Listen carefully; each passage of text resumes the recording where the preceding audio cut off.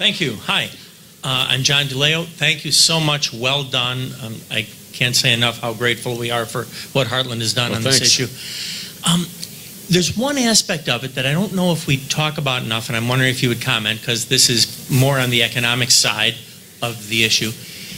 What if they're sort of right? That is, what if they're right that there is really a little more global warming that could theoretically cause some of the things that they claim it might, such as the waters rising in a couple of coastal towns, making it dangerous for those towns. I always look at situations like Galveston 100 years ago, where something that man did not cause, an earthquake, caused the city to be in bad shape, and so they used funds, money, to be able to shore it up. Well, shouldn't we focus at least somewhat on the point that what they are advocating would so damage the economy that we couldn't afford to do the measures necessary when things really do happen? When a city is flooded, when a city is in trouble, their programs make it impossible for us to fund the things that we need to do. Any thoughts? Yeah, you put it really well, and you're absolutely right. This is building resiliency to climate change, whether the climate change is natural or man-made. Why aren't we investing in that? So make the dikes higher, put power lines underground so that if there is an increase in severe weather, we don't have power outages. And in various ways, harden the infrastructure is the language that's used in the literature. We spend almost nothing on that. We spend hundreds of billions of dollars a year trying to reduce emissions, subsidizing renewable fuels.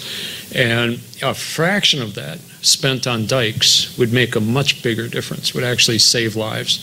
One of the big problems in natural disasters, which could be caused maybe by global warming 50 years from now, 100 years from now, is water supplies immediately get polluted.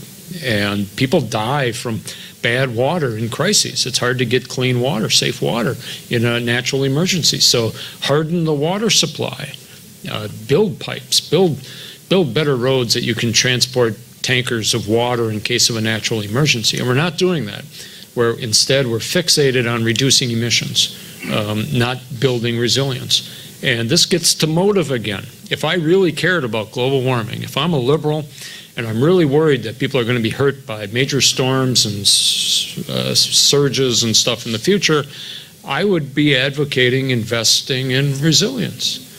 And Bjorn Lomborg, he's a good economist, he compares the cost, okay, so it's going to cost us $1 million to save one life if we focus on reducing emissions in order to get rid of 0.001 degree warming 100 years from now.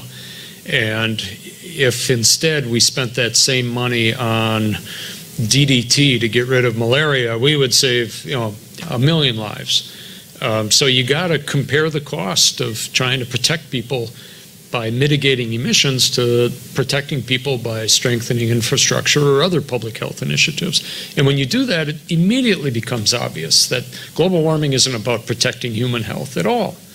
It's about raising money for governments. I don't know, it's about political campaigns. It's about a lot of things, but it's not about protecting the health and safety of people, either today or into the future.